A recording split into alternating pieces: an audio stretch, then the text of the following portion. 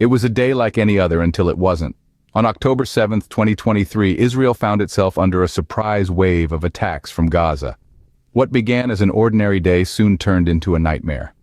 The militant group Hamas launched an unexpected onslaught, utilizing paragliders, boats, and motor vehicles. The result was devastating, leading to at least 250 deaths and over 1,500 injuries. In the face of this unexpected aggression, Israel was forced to respond. Emergency sirens echoed through the streets, a chilling reminder of the danger at hand. The Israeli Defense Forces, known as the IDF, were mobilized, launching an operation they aptly named Swords of Iron. The IDF's mission was clear: to protect their homeland and neutralize the threat. As the sirens wailed and the dust settled, the reality of war had dawned. The Israel-Gaza conflict had escalated to a level unseen in years.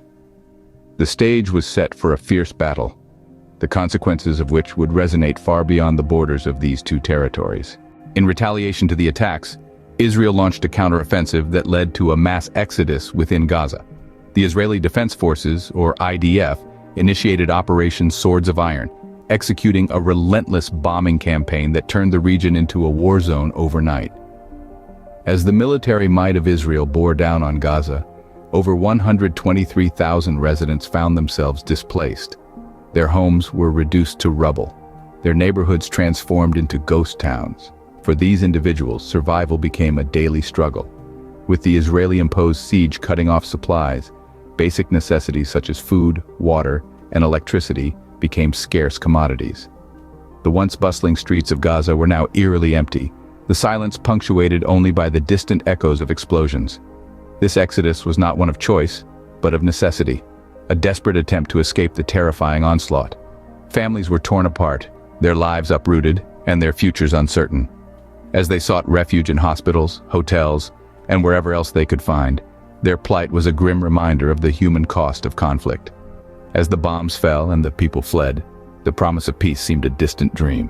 While the war raged, the world watched, reacted, and took sides.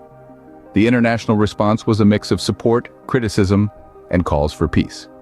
President Joe Biden, for instance, criticized Israel's tactics in Gaza, expressing concern that the country was starting to lose global support due to its indiscriminate bombing campaign. His administration, however, also offered assistance to Israel in its response to the attacks, demonstrating the complexity of the situation. On the other side of the Atlantic, the United Nations convened. Their military campaign faced widespread international condemnation. The General Assembly, representing the collective will of the world, voted overwhelmingly in favor of a ceasefire. 153 nations said yes to peace, while only 10 stood in opposition. Yet, despite these calls for peace and the widespread criticism, the conflict continued unabated. The United States, along with a few other nations, remained steadfast in their support for Israel, further complicating the international response.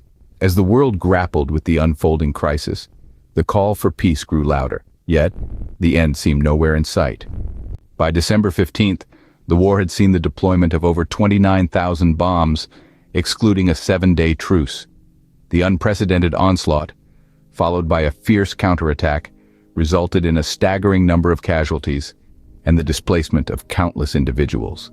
The death toll rose into the hundreds on both sides, while injuries numbered in the thousands.